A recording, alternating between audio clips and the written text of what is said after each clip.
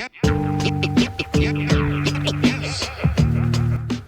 I'm Natalie Brunell for Bitcoin Magazine, and we are super excited for Saifedean Ammous, author of the Bitcoin Standard, to release his highly anticipated sequel, the Fiat Standard. Make sure to get your copy. It just came out this week, and I was lucky enough to get an advanced copy several months ago. It is absolutely incredible and just as good as the Bitcoin Standard. Now, in the book, Saifedean digs even deeper into how our monetary system evolved from the gold standard to the current irredeemable paper money that we operate with today, also known as fiat. Also released this week, Saifedean did a very long and very fascinating interview with Jordan Peterson. You can find it on YouTube in the link in our description, but we wanted to show you some of our 5 favorite moments.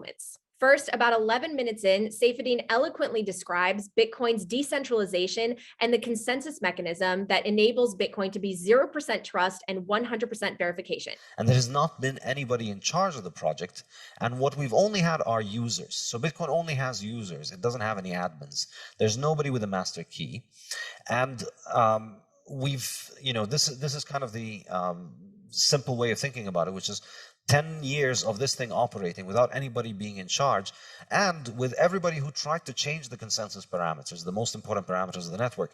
Everybody who tried to change these ended up basically failing. And Bitcoin has maintained its consensus parameters to the point where you could run it according to the same code that was available in 2009, and you could still make it interoperable with the current chain. And that's something that is unique about Bitcoin, which is that it is the coin that, I like to call it the Immaculate Conception. Second, about 42 minutes in, Saifedean talks about how Bitcoin has really awakened a lot of people to Austrian economics. And he also touches on how government intervention ends up corrupting money. He also talks about the fact that we don't really need to live in an inflationary environment. Where the rubber hits the road in terms of the difference between the Austrians and everybody else is in the free market conception of money versus the statist conception of money. This is where, the two worldviews are the most divergent, because from the mainstream perspective, everybody in the mainstream, the money is the creation of the state, and the only question is, what is the state's role in the management of money?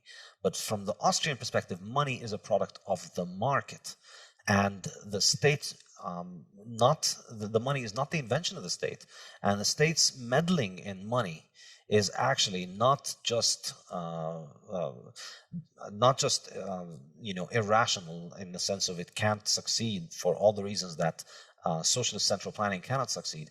It's also at the root of the cause. It's also the root cause of the majority of economic problems that all economists are concerned with. So once you, and I heard your discussion with Robert Murphy, who did a great job explaining the business cycle. It's the corruption of money that ultimately leads to the business cycle. And up until Bitcoin came about, this was an interesting philosophical discussion and academic discussion. But there were very few Austrian economists, and the majority of everybody just went along with what the mainstream thought. But the absolutely fascinating thing about Bitcoin, one of the many fascinating things about Bitcoin, is that it is a live experiment in this question. Here we go. We have a form of money that is not produced by the state, not regulated by the state, not controlled by the state. And it's functioning as a form of money. And it tests, its continued survival refutes the state theory of money, and perhaps even more deliciously, it refutes the inflationist theories of money, which all of these other schools are inflationists. They all argue about how much the money supply should increase and how should the money supply increase and who should be in charge of the money supply increase.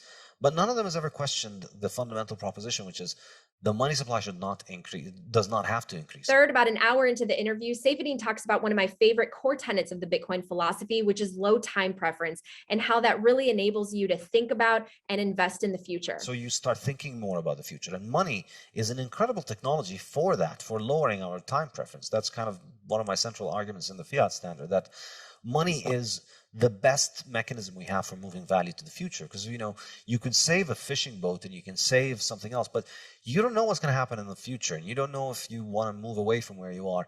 Money itself is enormously important because it's very useful. You save some money, and then it doesn't matter what happens in your town, you take the money and you can go away. So it protects you against the uncertainty of the future. And when that money is compromised, your ability to think of the future is massively compromised as well. And I think, the hyperinflationary examples are an extreme example of that. But I think the 20th century itself was one global slow train wreck of watching humanity's time preference rise as, generation after generation of people all over the world witnessed their currency devalued. Everybody saw it. There isn't a single people in the world that has escaped this. It doesn't matter if you live in Western Europe or Africa or Latin America. Everybody has been screwed by inflation in the 20th century. And everybody has a story in their family about somebody who saved up and worked hard and diligently, and then one day they woke up and all of their money was gone, and all of the wealth that they worked for was gone. Everybody has gone through this, and it leaves a mark. It leaves a mark. It tells you, don't be the sucker who saves for tomorrow, because you missed out on. You see, like in Weimar Germany, you think about the people who were punished by that hyperinflation. Those were people who were productive and who had foresight because they put away something for the future. The ants were punished, not the grasshoppers. About an hour and 8 minutes into the interview, Saifedean sets up the problem and moral hazards that exist with quantitative easing and fractional reserve banking. Yeah, so it's not like there's a fixed sum of money that the bank has to deal with, wherein they need to get depositors' money and then they need to lend it out to borrowers. If you have a lending license, if you're a bank, you're licensed by your local central bank, the mere fact that you have that lending license means that you can issue loans and essentially create new money and add new money to the money supply and put it in your client's bank account.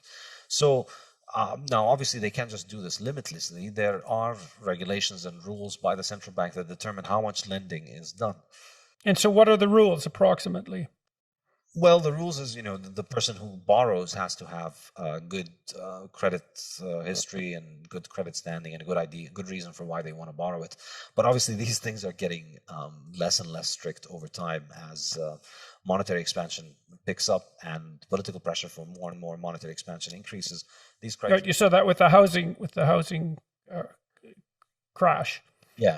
Yeah, housing is one example, but I think, perhaps the even bigger example is the financial industry, which is constantly receiving enormous amounts of new credit from the central bank directly in the form of quantitative easing. And lastly, about an hour and 20 minutes into the interview, Saifedean and Jordan had this very awesome interaction where they're talking about the energy arguments surrounding Bitcoin. And Saifedean argues that energy costs in general could actually become deflationary because of Bitcoin. Take a look at Jordan's reaction. But with Bitcoin, you just need an internet connection. You take the Bitcoin miners to where that energy is, and then you can monetize that energy and turn it into Bitcoin. It's magic. So what's the net effect of that on the price of electricity worldwide? Is that deflationary with regards to electricity cost? I think so. I think this is a point that I make in the fiat standard, which is that we've had fiat subsidize all these dysfunctional forms of energy over the last 50 years that have led to the grid becoming unreliable.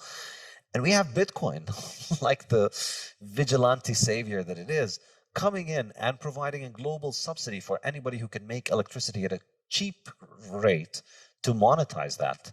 And I think, well, not only at a global subsidy, but so interesting, because not only you could go to where the energy is cheap with virtual certainty that you're going to make more and more money as the value of the Bitcoin increases by investing there, assuming that the value of Bitcoin is going to continually increase, which is a logical presupposition if it's as stable as is claimed, and it's finite in the way that you're describing, and increasingly widely accepted by vast numbers of people. So it's also an investment that's likely to increase in value over time rather than decrease. So it takes some of the uncertainty out of investing in cheap electricity generating processes that are geographically isolated. I just can't believe that's true.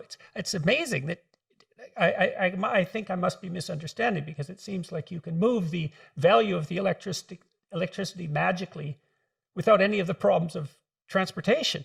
Yes, exactly. Wow, that's really something.